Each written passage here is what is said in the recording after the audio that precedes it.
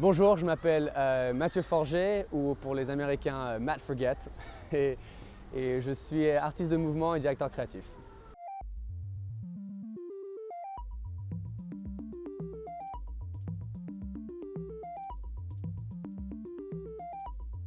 Alors mon travail aujourd'hui, c'est un petit peu un mix de tout.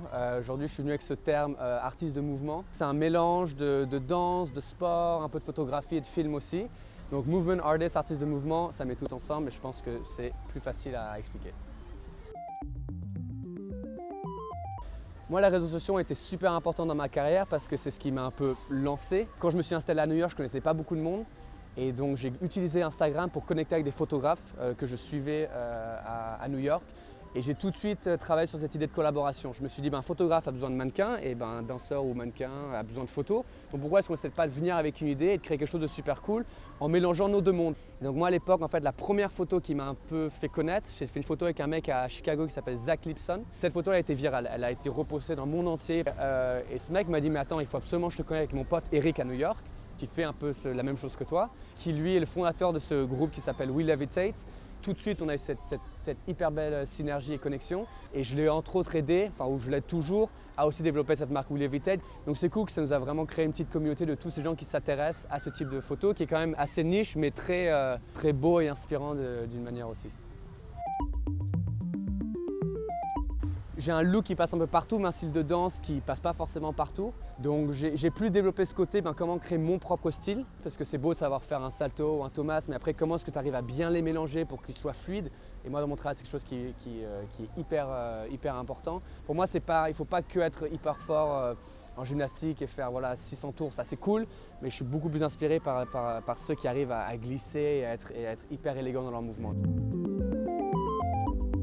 Le contemporain, le moderne, le classique ont été une grosse source d'inspiration. Puis après j'ai découvert la capoeira un petit peu, le trekking aussi avec tous ces artistes qui donnent des coups de pied un peu art martial et gymnastique en même temps. Aujourd'hui il y a tellement d'autres styles de mouvements, que ce soit même les mecs qui font de la corde à sauter, je trouve qu'il y a quelque chose d'incroyable. Les gens qui font du BMX par exemple.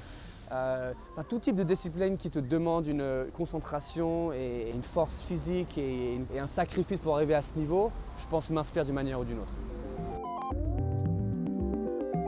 J'ai toujours été inspiré par ce côté urbain, par ce côté en fait qui est réel. Et moi je pense que ce qui m'a énormément attiré dans cette discipline, c'était de me retrouver avec des gens qui étaient hyper différents. Et la danse mélange toute race, toute couleur, toute classe sociale.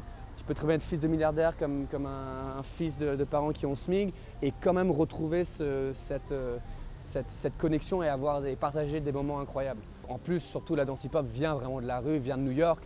Donc pour rester authentique à la danse et vraiment la comprendre, tu es obligé de passer un petit peu par la rue et même moi, à un moment donné, je dansais dans la rue. Alors, est-ce que je fais plutôt de l'art ou du sport aujourd'hui? Pour moi, c'est les deux vivent ensemble. Je pense que dans tout art, il y a une partie sportive et dans tout sport, il y a quand même une partie artistique.